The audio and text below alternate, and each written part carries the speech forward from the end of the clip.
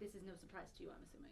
Well, this happened. It's only going to get worse. So, I think it's somewhat ironic that yesterday, there was a Commerce subcommittee meeting on the legislation for data breaches and notifications.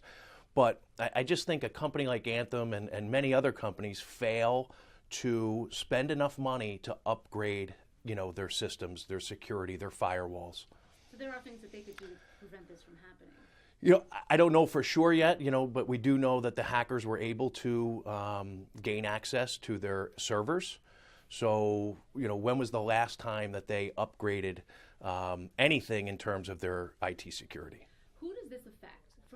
We don't know if anyone in New Jersey was actually affected because Anthem, from what we're trying to find out, Anthem has not told us. They're not saying how many people are where. Exactly, but people in New Jersey could be affected because there are affiliate companies through Anthem that are also, now been exposed, and that's about 67 million people. The 37 million people that are directly enrolled with Anthem are for sure have been affected. What do you mean by affiliate companies? Affiliate companies, third-party vendors that work with Anthem, doctors, hospital networks, things like that. So, what do we need? First off, if you're concerned that you might have been affected by this breach, what should you do immediately? You should get a copy of a credit report. Take a look at it. Obviously, look for any red flags, accounts that don't belong to you, addresses, recently added addresses that you have never lived at. So one of the things that the identity thieves do is they try to establish a completely new identity, and they'll use a different name, a different address, but they're going to use your social security number. So look at the report, and then, unfortunately, in today's day and world, you really need to be involved in a credit monitoring program that also has the resolution services, because people always say, Paul, what if I get the alert that somebody just tried to open up a credit card or multiple cards, or they're leasing a car or buying a house? So the average person doesn't know what to do. So make sure you have some type of resolution service that goes along with the credit monitoring. And I say it's unfortunate because the free services that are out there are just inadequate. So people are going to wind up having to pay anywhere from $10 to $20 a month for that service. But it's the world we live in. Yeah, tell me about a little more about these programs. These are not things that are offered through the government. These are not things that are offered, those free, like what I did, the free fraud. The fraud alert, so if you've been affected, you might want to even go take it a step further and put a security freeze on your credit reports. And that means that no one, including you, would be able to gain access to your credit reports without first providing a PIN or a password. The fraud alert just says to creditors who are pulling your reports, go an extra step in terms of verifying that the person is who they say they are. How would a credit report help me? Even if someone stole my information yesterday, could they have, with the credit report? So that's where the monitoring comes in. The credit report is a snapshot in real time, and it might not help you if this is something that hasn't been reported yet. So that's where credit monitoring comes in. Once you provide the company with your information, if it's used in any way that's not consistent, you should get an alert via email or text. Tell me more about these. Who does these monitoring programs that you would have to, I guess, pay for? Well, the shameless plug would be Better Qualified, certainly provides free credit reports along with a monitoring service that really is, ours is only like $6.95 a month. So again, anywhere from $7-8. Some of the higher ones, like there's a LifeLock, most of the people know because they do so much marketing. But they're on the upper side, $20, lots of bells and whistles that I don't think you really need. You need to be alerted, and you need to have the resolution service. Someone that's going to help you. If someone's opened up the reports, what do I do? Well, you need to file a police report, and you need to contact the creditors. And, the average person spends about 2 years trying to undo what the identity thieves have done. And is this what happened here, this breach? Do you think the company's doing enough to help?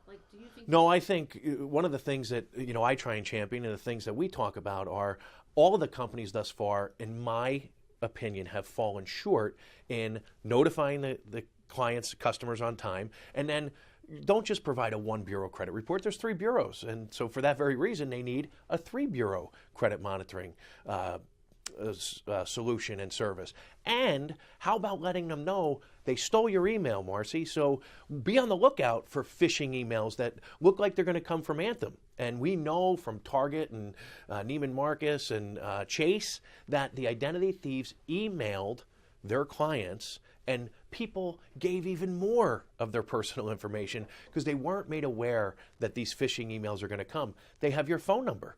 So be on the lookout for phone calls. How you doing? This is Paul Oster from Anthem. Listen, we're just checking on our customers to make sure you're okay. Can you please verify with us your Social Security number, bank account information? It goes on. And people are in panic mode. Maybe they're rushing to work. They got a kid crying. And all of a sudden they give this information. And then it really becomes a bad situation. Okay. Anything else that you think that we need to bring up in this conversation for folks, whether you're a customer of Anthem or not? Or not, right. So I think the biggest thing for people to realize is don't become numb to this. 2014 was the year of the data breach. And every other day you heard about and people say, well, it didn't hurt me yet.